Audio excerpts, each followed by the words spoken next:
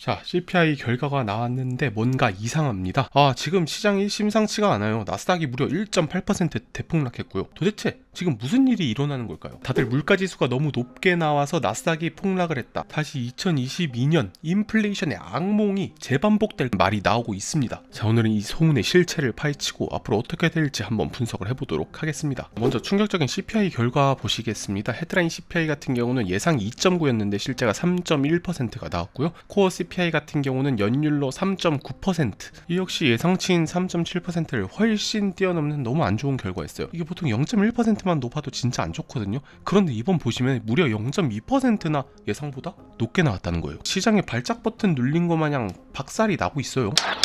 자, 그럼 CPI가 왜 이렇게 높게 나왔느냐? 빌런은 바로 서비스였습니다. 자, 맨 오른쪽 보시면 중고차 및 트럭이 무려 마이너스 3.4%로 대폭 하락, 그러니까 CPI를 캐리하려 했지만 어림도 없는 소리였죠. 숙박비, 항공운임, 그다음 운송 서비스, 의료 서비스, 거주 비용이랑 주거비, 외식비 등이 너무 많이 올랐어요. 자, 이 그래프로 보시면 더 명백히 보입니다. 지금 상품 물가 같은 경우는 엄청나게 많이 떨어졌지만 분홍색 서비스 물가 보시면 거의 콘크리트 지지층이죠. 너무 안 떨어지고 있어요, 지금 이게.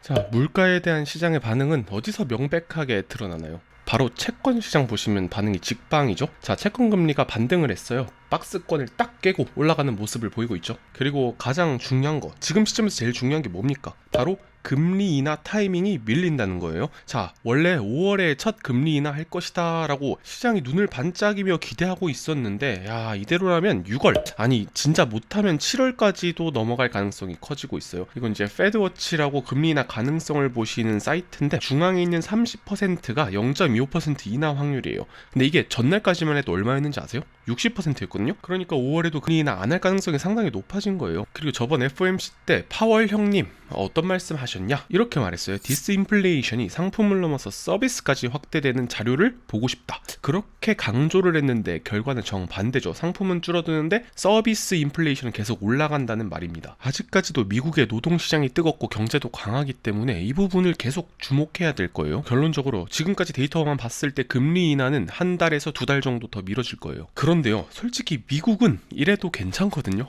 저는 우리나라가 너무 걱정이 됩니다. 다들 아시겠지만 지금 부동산 시장 상당히 안 좋아요. 지금 이 경매 공매 나오는 수량 보면 엄청나거든요. 특히 수익형 부동산이나 지금 아시는 분들은 아시겠지만 정말 상황이 심각해요. 아니, 그래도 연준이 금리 내리면 좀 숨통 트이는 거 아니냐라고 물으시는 분들 많으시던데, 글쎄요, 너무 순진하신 생각이 아닌가 싶어요. 지금 미국이랑 우리나라 금리 차이 2% 나잖아요. 자, 연준이 0.25% 내렸다. 그러면 한국은행도 따라 내릴 것이냐? 그건 또 모른다는 말이거든요. 우리나라가 올릴 때 덜 올렸듯이 내릴 때도 덜 내릴 수밖에 없는 상황이 올 가능성이 큽니다. 결국에 2024년은 대한민국 계속해서 고통받지 않을까.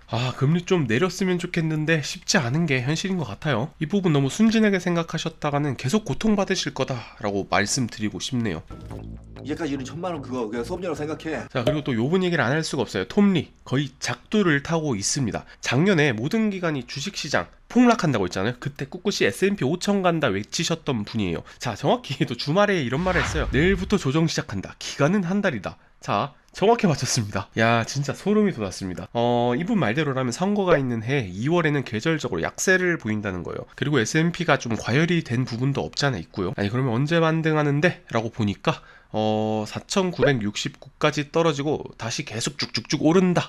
이분은 정말 말도 안 되는 강세론자입니다. 대부분 글로벌 투자은행들이 2024년 말에 한 5천 초반대를 겨우 달성할 것이다 라고 리포트를 많이 내놨는데, 이분은 그 이상이죠? 졸라 멋있지 않냐? 아니, CPI가 안 좋게 나오는데 이게 가능한 시나리오인가요? 또 생각하실 거예요. 자, 이번 CPI 쇼크 딱 한 번으로는 시장의 상승 모멘텀을 역전시킬 수 없을 것 같긴 합니다. 다만 PCE랑 다음 달 CPI까지 또 이런 결과가 나온다? 제가 예언 하나 하겠습니다. 또 약세장 진입을 테스트할 가능성이 아주 높아질 거예요. 자, 2022년 기억하시죠? 물가지수 나올 때 나스닥 막 4%, 5%씩 번지 점프했습니다.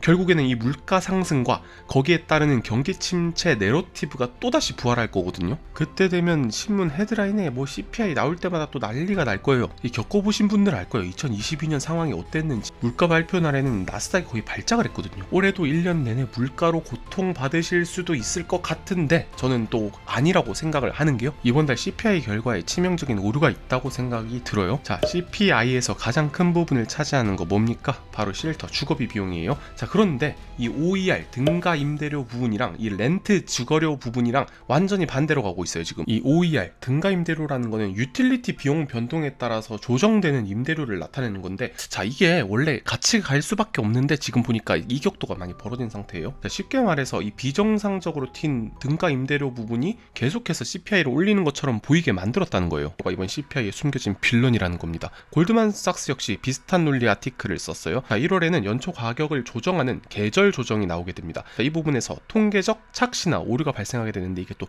나중에 재조정이 되거든요. 자, 이번 CPI가 예상보다 높게 나온 건 대부분 이런 통계적 노이즈였을 가능성이 높다라는 거죠. 아니, 그러면은 주식시장 왜 이렇게 발작하는 건데? 자, 그 이유 너무 명백합니다. 최근 너무 많이 올라서 그런 거예요. 아니, 조정줄 핑계 되게 좋잖아요. 물가가 폭등했다. 지금 언론사들 이거 헤드라인 쓰느라 아주 신났을 거예요. 뭐 인플레이션이 다시 살아난다부터 시작해서 결론 내자면 아직 디스인플레이션은 충분히 진행되고 있다고 보여지고요. 1월의 데이터만 갖고는 섣불리 물가가 반등한다고 말하기는 힘듭니다. 최소 2달은 더 신뢰성 있는 데이터가 나와야 된다고 봐요.